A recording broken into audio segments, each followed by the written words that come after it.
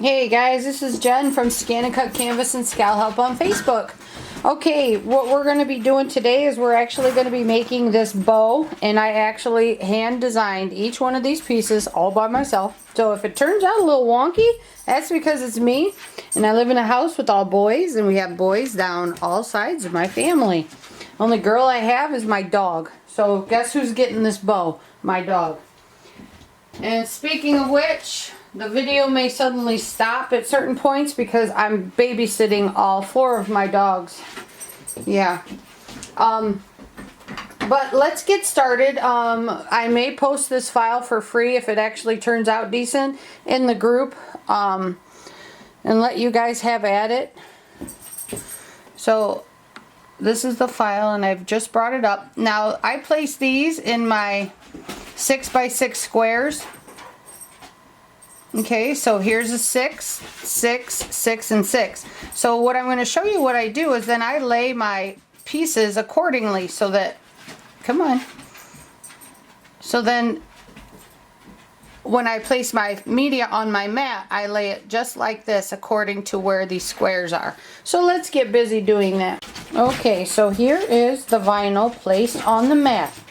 So here I have my wings, my little arrow, one of the little scallop pieces of the bows, then the regular bow looking thing, and then the centerpiece that wraps around the entire bow.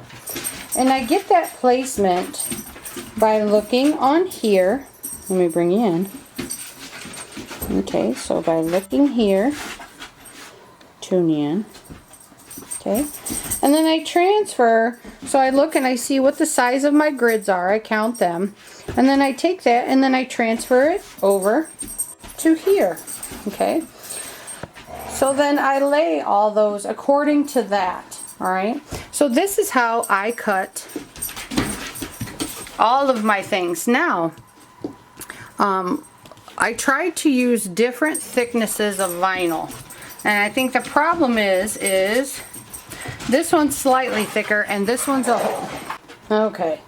So now what I was saying is this red is a whole lot thicker than these 3. The purple is a little bit thicker, but not too bad. So we're going to go through and we're going to cut these because I also want to be able to help you learn how to actually cut that one. And we're going to see how the DX handles that. I know how to handle it on my CM because the CM machines are all auto adjust. Okay, so what I would personally do is I would go ahead and I would cut these 3 after placing my file on the machine. I would actually delete this file once it's in the safe screen. I would delete this file. Okay, I would actually leave this one, allow this to go ahead. Okay, go ahead and cut. Okay, then after these got successfully cut, I would remove these files. Okay, so delete them off the screen. Deepen the blade, go after that one. Remove this file, then deepen the blade and go after that one. Okay, so let's see how the DX handles this. Okay, so now let's work on loading the unloadable mats, or the machines that have the mat load problems. Yeah, you hear about all those fixes out there that are kind of like temporary fixes. This is how I work mine because I'm tired of the temporary fixes. Okay, so just put it in and start it like that. And now my unloadable mats load. Okay, alright, so let's click OK. Alright, let me bring you up here, sorry. Then one of my dogs might start whining. He went to jail. You know, the convict. He's the one that's always in jail. He likes to start fights. Okay, so please select. We'll do cut. Now, pressure. We'll start with a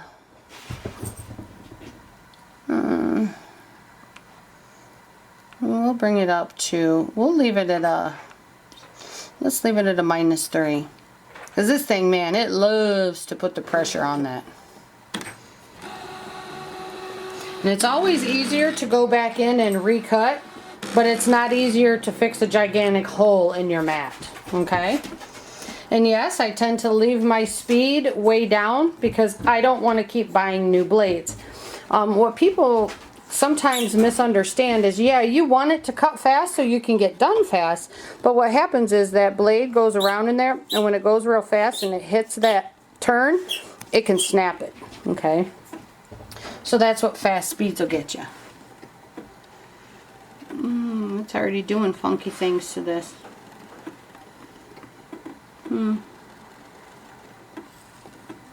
Yeah. We'll see what this looks like when it's done, because it's already doing ugly stuff.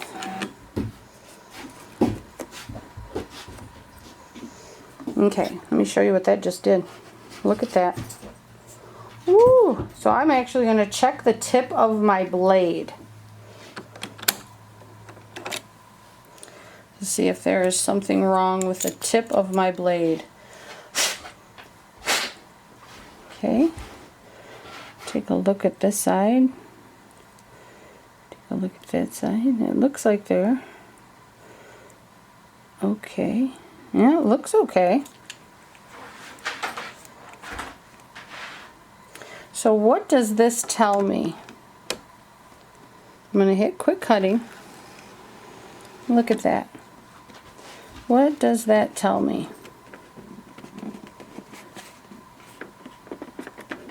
Okay, what that tells me is that I need to decrease my pressure. Anytime you have things that are ripping or tearing, okay, sorry, let me focus this for you. Anytime that things like that happen, it's ripping, tearing, you need to decrease that pressure. But also, I need to pull this file away from the edge, okay? You see it came up here and it looks like it caught that edge and started to pull it up. Even though I know my file ends right here and comes across, okay? It still caught that edge and pulled it up. Also, with marine vinyl, the best way to actually cut it is with the shiny side down like that. That's the best grip that you can get. You can see that's got a pretty decent grip on it, okay? So we're going to see how well the other pieces cut that are laid really close to the edge, okay? Okay, so I have replaced my little piece of marine vinyl. And I've taken my cut pressure all the way down to a -6. And we're going to see how this works out. Okay? So, oops, wrong way. We're going to bring this down. And I'm going to hit start.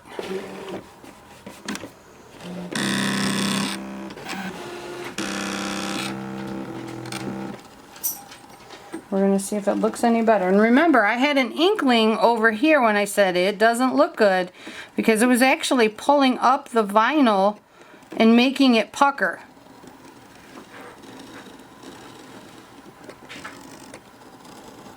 And that's kind of happening there. So I'm going to position my hand over the stop button, because that should not be happening.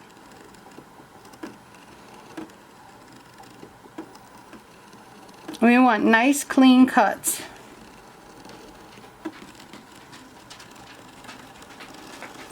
Okay, so there, it was placed well and away from that top, so it couldn't grab that. And those of you that have been to my classes know I do have the 1-in-1 rule,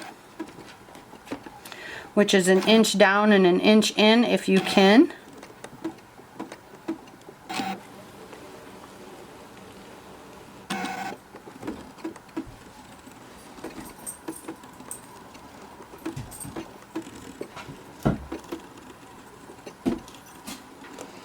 I'm actually going to pause this, and I'm going to flip this one over and see how well it cuts, cutting on the reverse side of this. Okay.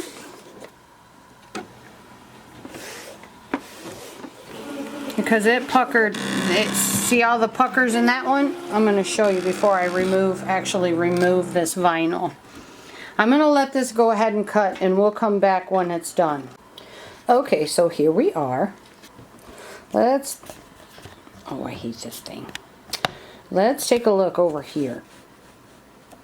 Okay, let's take a finer look at that. You see all those puckers? No, that should not happen. Okay, so over here, it's a little bit better of a cut, but look at that. Okay, That is with, geez, oh Pete's, this lens on me today. That's with the marine vinyl turned over, okay? That's what I really recommend people do. If you can flip that vinyl over, do it. Because one, it is going to stick better. Okay, so anytime you go to cut, it is going to stick a lot better. And look, this didn't even really give it a clean cut.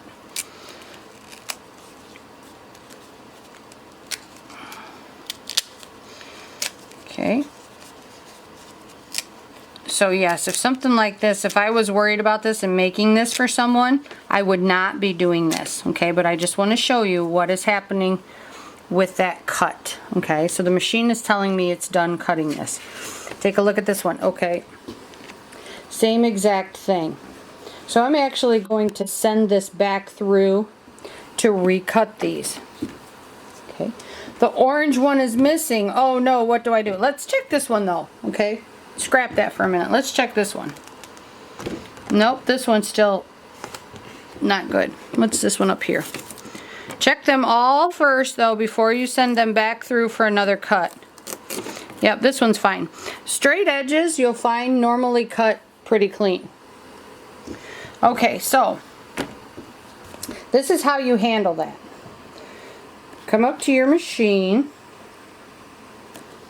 and click OK. Let me find my little pokey pen. Okay, we're going to come back here. We have the three bottom ones. So this one, delete, okay. This one, delete, okay. Now that was in the safe deletion screen, so nothing that I deleted is going to come off of anything, okay? It's still where it was, so like on my stick, I can still go pull it off of my stick and those two will still be there, alright? So I want to go back in and recut those, okay? Okay. Please select cut, start, and it's going to go back through and Ginsu those again for me.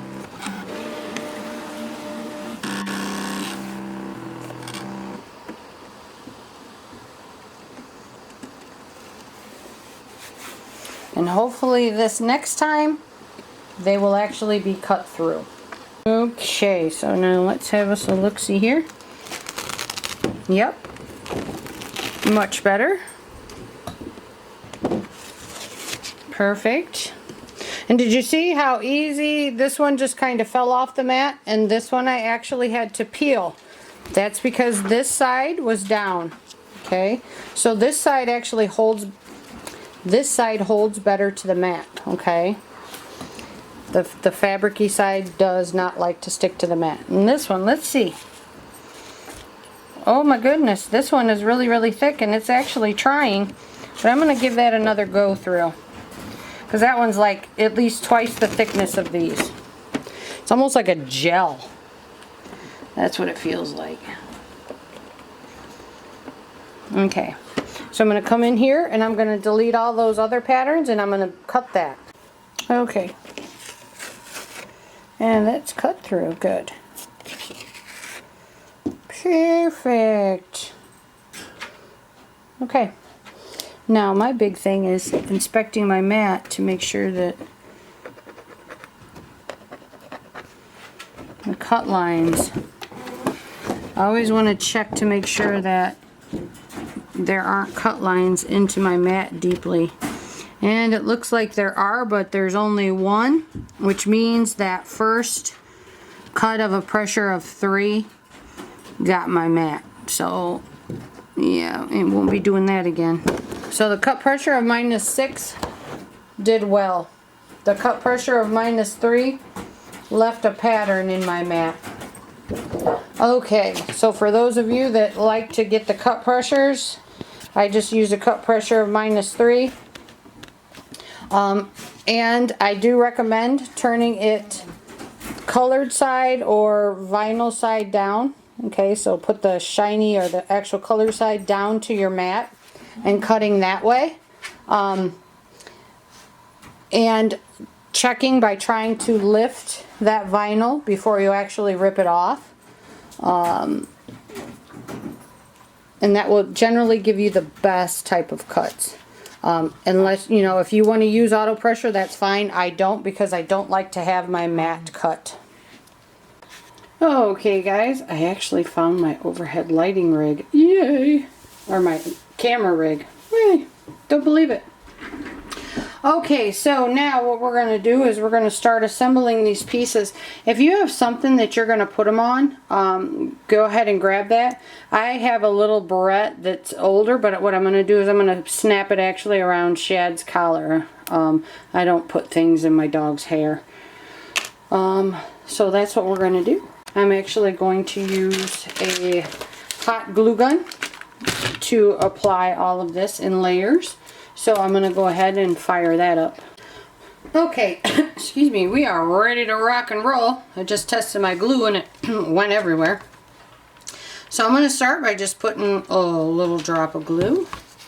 And I have the little ends sticking out so that you can drag them across and glue them. And what I do is I try to match up the ends so that they're kind of like folded in half. But my scallops, I designed them using the clouds in ScanNCut a lot.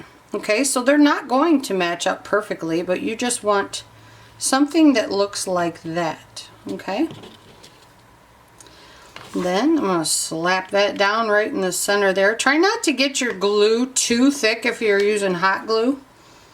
Okay, because you don't want to build up too thick of a middle there so that your little center thing doesn't go around. Okay, if you're designing this yourself, yes, you can make a thicker one, or you can just hand cut one as well. Okay, so there is my middle. Okay, so I middle and I hold and I squeeze. Squish that down. Use gloves if your hands are sensitive to heat and you're using hot glue. If you're using just regular glue, let me show you. You may want to pick up some of these clips. Okay, so if you're using regular glue, put it on there like that. Okay, and leave it sit. And my little doggie's going to be sporting these around for about 2 seconds. She's a tomboy dog like me. Okay, so if you're using regular glue, put that clip on it just like that and let it dry before you do anything. Okay,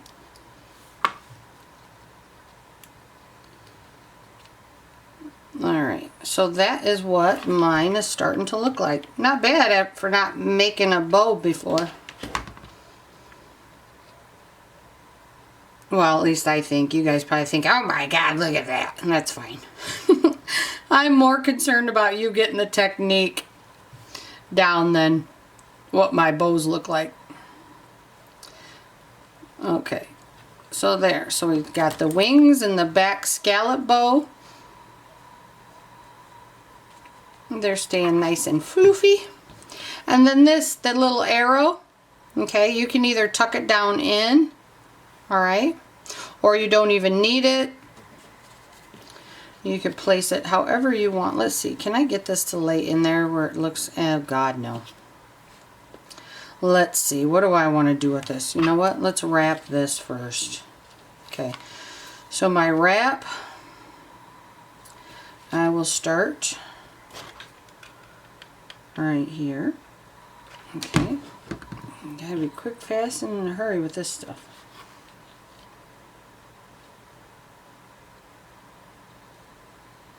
Squish. So wrap, bring it around, make sure everything is nice and tight, and then you'll end up with it like that. Okay, so now I'm going to sneak in here with the tip of my gun, put another little layer there, and bring that back. And what you don't want to do is do not get glue on the tips of your fingers. Okay, because what can happen is as you're placing your other glue pieces, or placing your other pieces, that glue can get stuck on there and it doesn't look very good. Okay, so if you do happen to get glue on there, just make sure you peel it all off. Okay, so there's my little bow. I can stick this somewhere. Maybe. maybe I won't. She'll just chew it off anyhow. I could have stuck it in the middle. Hey, you know what? Yeah, I could stick it like that if I wanted to. I don't know. I don't know if I like the red in with all the neon colors. But it's here if I want to do something with it. If I don't, it's still here.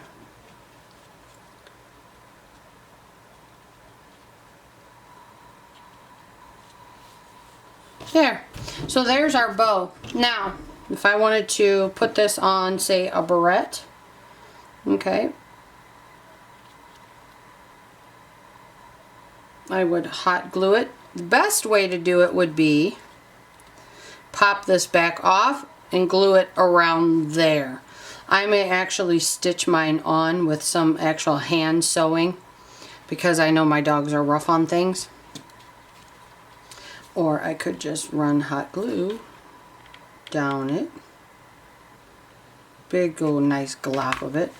And stick it on there. Just like that.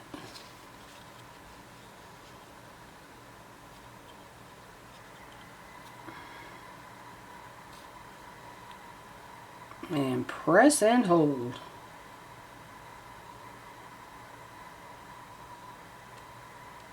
Good.